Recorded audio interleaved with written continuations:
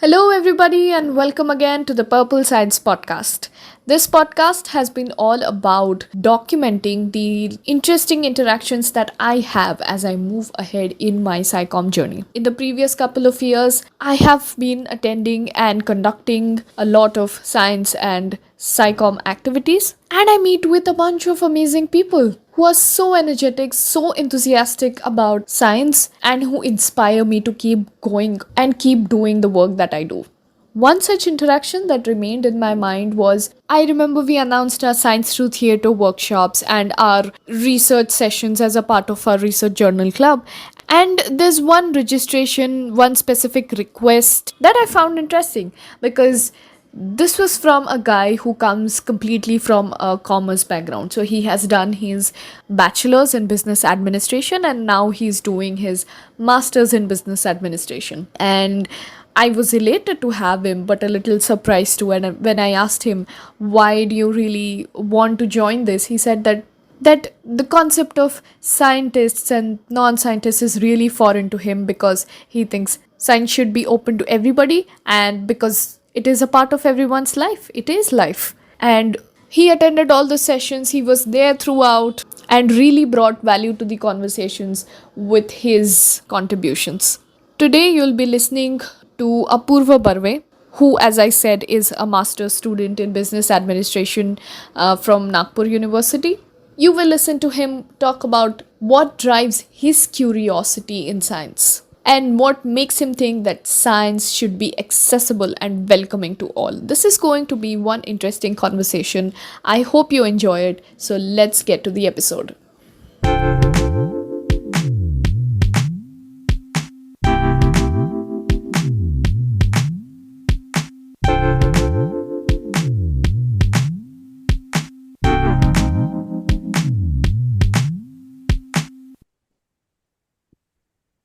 Apurva, you have been a science student for 2 years in your intermediate, and then you took a turn to commerce for your higher education. Why and how did that transition happen? Is there any interesting story there? So I was actually interested in two domains. For the first priority or the first choice being science, I was unable to get or I was unable to pursue what I wanted to. Because, certain times we have two choices about doing something which mean a lot to us. But we want to do best in that. And if we are unable to do that, we always go for the second option that we have available. I was always interested in knowing things like their processes and how they work. But along with that, I was always interested in how finances works, how economies work, or how in general a company works on a broader perspective. I was and I am still interested in it, but now I am a commerce guy with a huge interest in science. That's really interesting, Apurva. Can you tell us again what was the plan A though? I mean, For me, the plan was entering into design engineering hmm, because, that's when interesting. you know how things work, when Mm-hmm. you know how a certain thing is made and the processes behind it on completely giving it its own function and making it work Mm-hmm. is something really interesting. And it gives you a scope to go beyond just one field in science. Design engineering or something related to design can be said as giving a motor life to things. That can be something because I always had the idea in mind, like how I can transform things. Even if I look back and look at all the sketches that I have done and all the research work I have done, like in school, we had this small competitions, these innovations wherein how you can innovate for older people. I remember one competition like that. And the daily life processes, which would actually change the things which we look at now. Like you can see your heart rate and these kind of things, which were available already, but to innovate in such things with greater accuracy was always the aim for me. That's really interesting. I think you wanted to create impact in our everyday lives, Mhm. and in a way, you are actually doing it by taking care of people's finances, which is super cool. Yeah. Again, in a different way. As Yep. you just mentioned, you are very interested in science, and even as a business student, you have shown that interest and been in touch with science.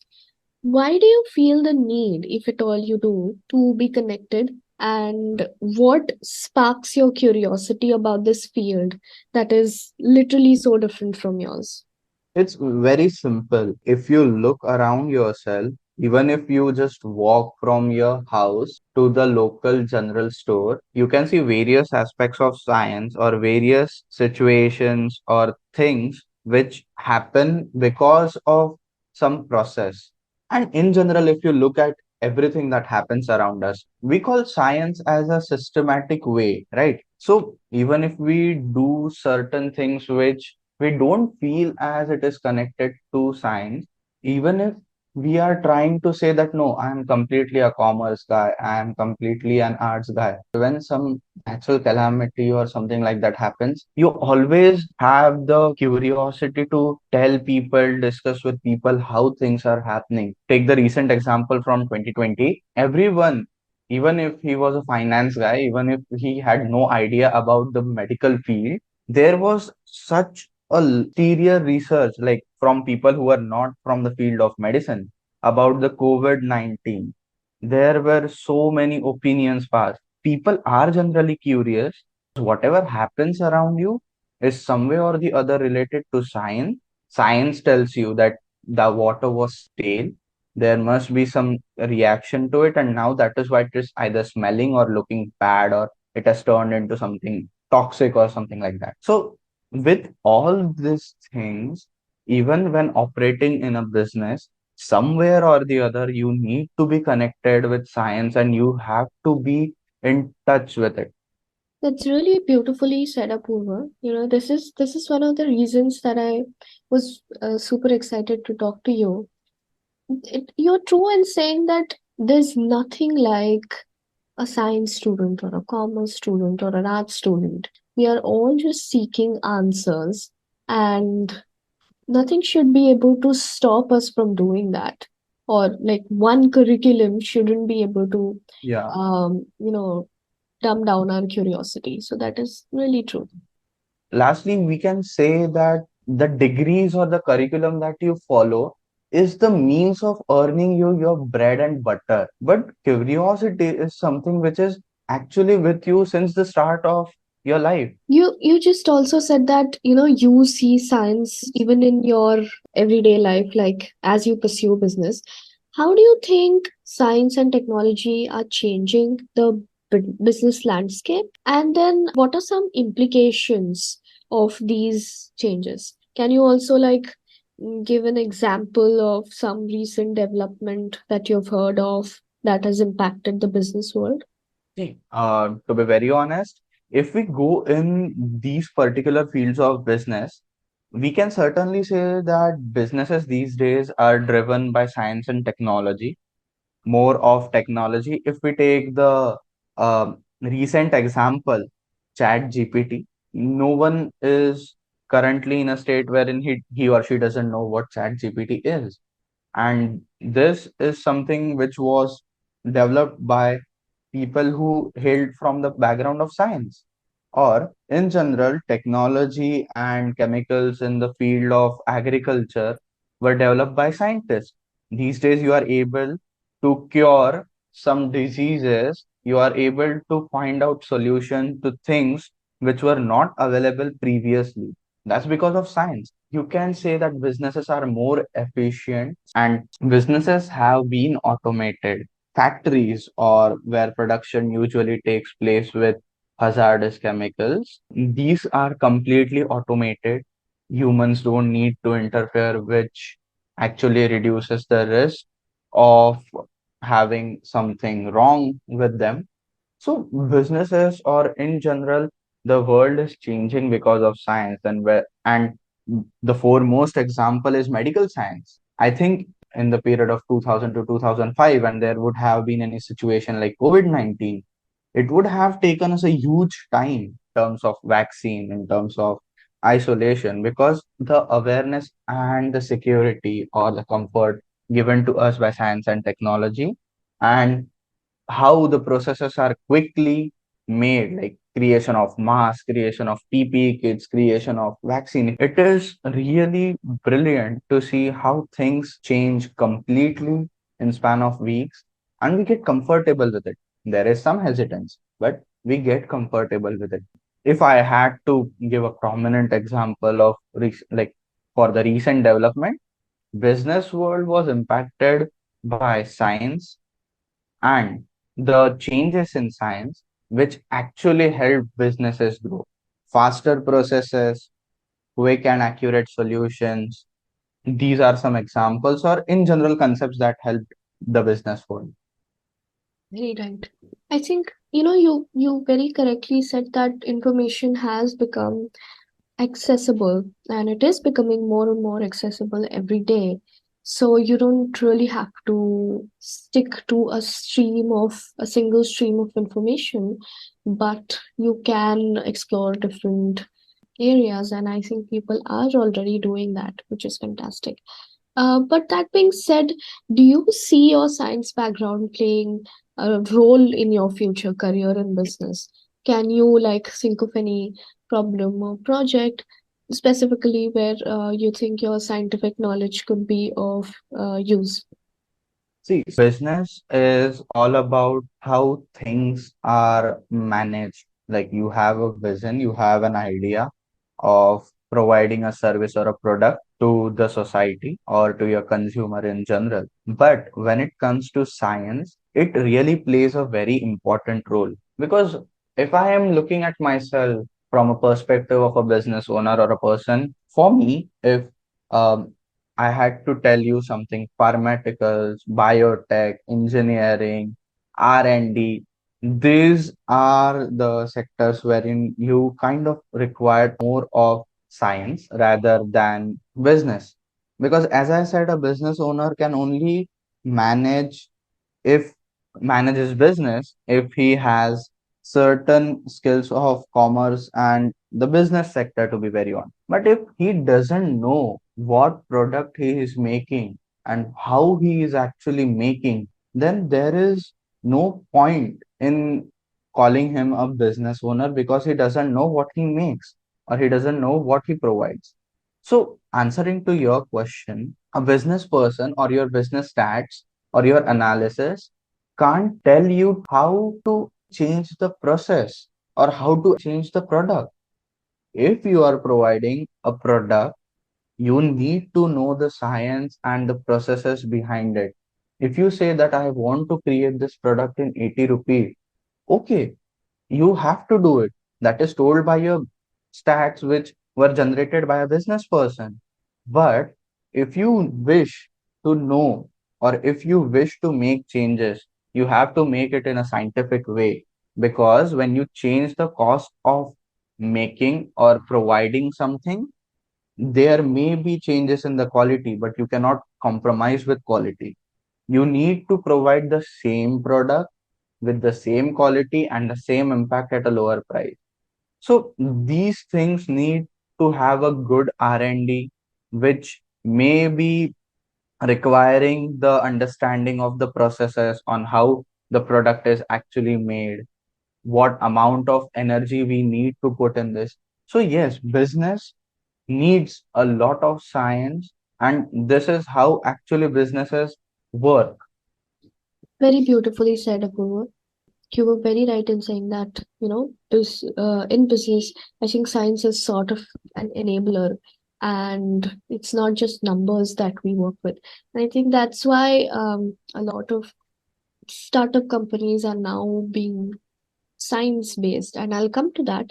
But can you also quickly tell us how do you access information in science? You of course mentioned ChatGPT, which is a great tool, but if there are any other sources, any books you read or any workshops you attend, how do you stay in touch?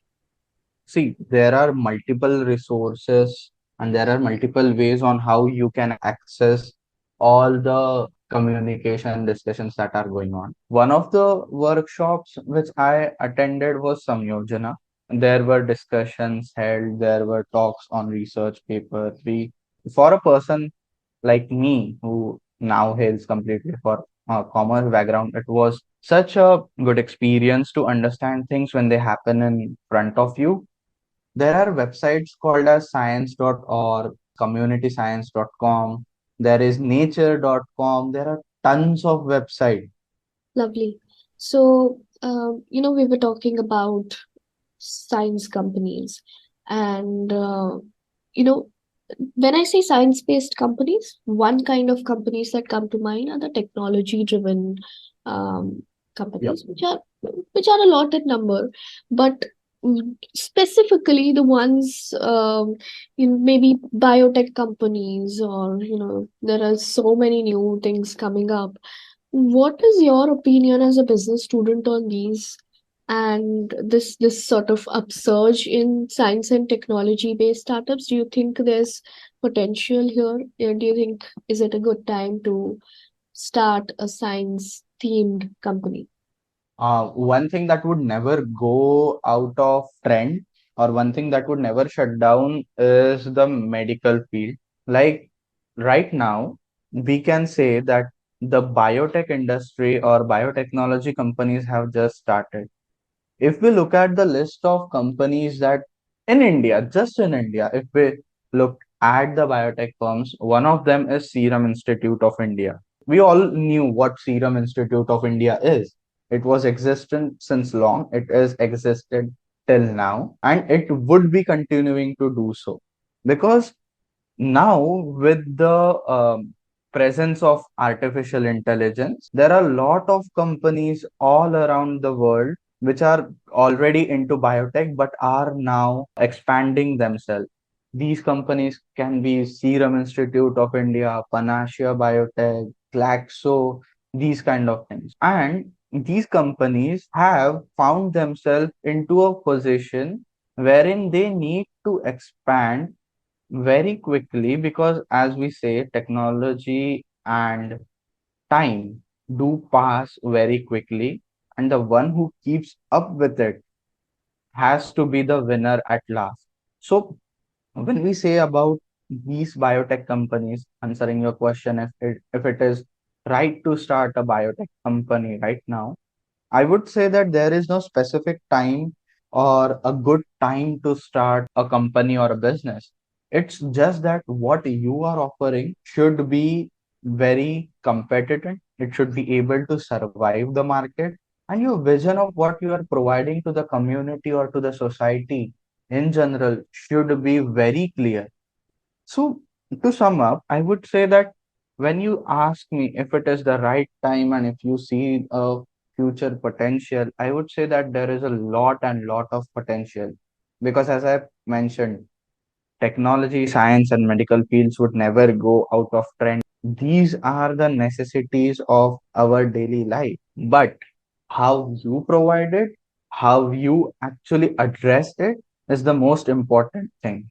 That's really an interesting way of thinking, Apurva. You are right that we should know what we are offering, and we should always keep asking ourselves what the purpose behind something is.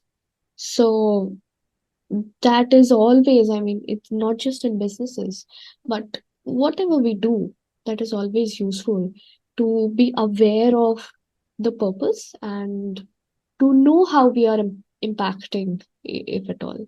So that's just like these. Can you, like, for somebody like me who has a purely biology background, can you give beginner tips that would help me not fall on my face if I start a company? To be very honest, when you know what your background is, and when you know that I want to start a company which is related to my field, you have an answer to 50% of your problems already. Some people just start with the thing that I want to start something, I want to create a business, but they don't know what to actually start with. But now that you know that you are from a precisely a more precisely a biology background, you know that your approach to creating a business or creating a service or product would be completely or nearly related to the biology background. Herein, you just need to find yourself at a position with a clear idea that yes, I hail from a biology background, these are my strengths, these are the things which I feel that me as an individual or my company as a team or a group should provide the society. And lastly, even if you are in a production business or in a service sector, you are always offering something to the society or your consumer in general.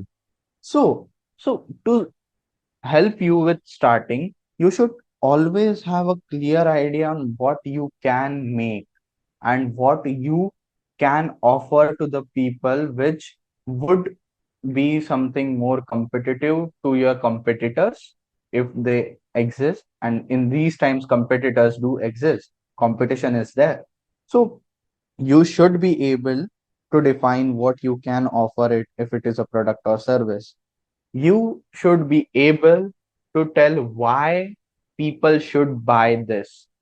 Some common mistakes that science people actually do while starting their own company is that they know what they are making, they know what they actually wish to give people, but they don't know how a company runs. You can always take some help from a person who knows these things, how to run a company, how to actually manage things. Because for a company, there is not only a point wherein you just produce or provide a service. There are a lot of things that need to be managed. One should actually start from defining what their purpose of starting a company is, then noting down all the requirements they need. Do they need a legal team? Do they need a marketing team? If they hail from a product side, they need to understand what kind of machinery or what kind of equipments they would need. If it is a completely online service or product which you are outsourcing or something like that, you need to meet your requirements that way. You need to define what you need, you need to find resources. To make it in a sequence and to sum up this, I would say just define what you want to provide, then define what your requirements are, then find out resources and the key people if you need them, and then you can start with your company with a clear vision of what you want to do. Very valuable. Apurva, whenever somebody like me who has a sort of a bio background or a science background, when they start, I think the first thing is where to begin with, like how to know the sort of ABC of business. So are there any people who are helping out with this, as you said, finding key people? Where do we find those people? And also, are there any resources, any books that you know of that will help us like understand the very basics of business in a very jargon free manner? See, let me put it this way. Like science, business is also a practical thing. The more you get into it, the more you experience it, or the more you actually are a part of it and operate. This is how you learn to do business. But as you said, that one may have many questions about how to do things, where to start, what actually has to be done. So there are a lot of renowned authors or lot of books which have been on the leaderboards for a long time. So I would tell you four books which I would read if I had no knowledge. So the first one is the Startup Owner's Manual. It is by Steve Blank. Another one which you may have heard is Zero to One by Peter Thiel. The third one is the Lean Startup by Eric Ries. And the fourth one is Founders at Work by Jessica Livingston. These books can provide you a basic background and insight on how you can actually start with your business and actually know the kind of basic to advanced things about business. But as the first thing I already mentioned you, business, like science, is a practical thing which you learn by experience. Very nicely explained, Apurva. I think every student should start a company at a sort of a young age, because running that entity is of, that brings a lot of learnings that, as you rightly said, books or just readings cannot. So, and we are right now is a state, being students, where we can make a lot of mistakes, and um, all it will bring is many learnings. So that's very true. Before we end the conversation, there's a question that I like to ask everybody. With the experience that you now have, if you were to relive your undergrad days, what would you do differently? There would be a lot of things that would happen differently because as you grow up, there are certain things that you understand. And for me, a lot has changed since my undergraduation days. The focus, the understanding of the world, the understanding of why and how science can actually help you with not only the business purpose, but also in daily life.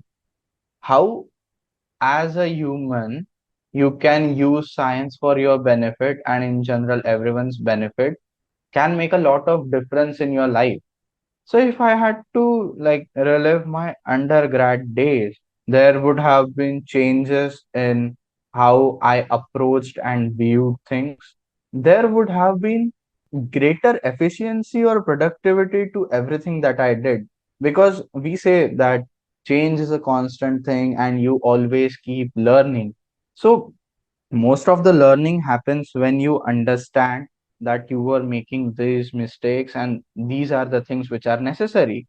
So I learned what mistakes I did and I learned new things while my phase of undergraduation days was getting over.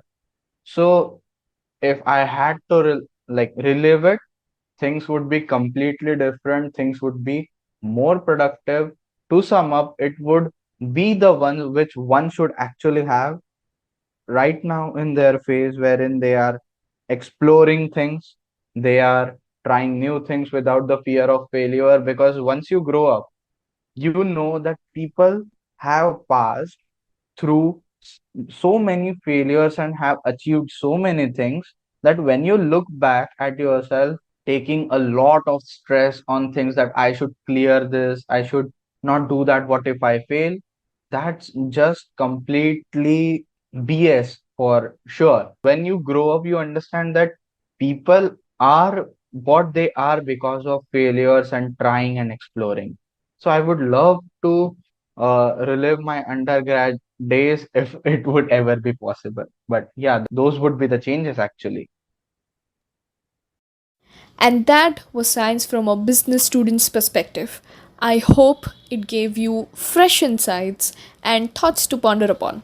In the next episode, you will be hearing from someone who's actually started a science themed, a psychom themed company and has been doing wonderfully for the psychom community. It is one of my favorite conversations and I can't wait for you to listen to it. So be back soon on the Purple Science podcast. And meanwhile, if you have any suggestions, feel free to DM us and let us know.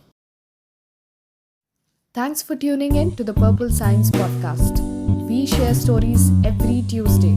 Our inbox is always open for your feedback, and our DMs across all social media platforms linked in the description are open to your unique stories. If you know somebody who might benefit from this, do share the podcast with them and spread the joy of learning.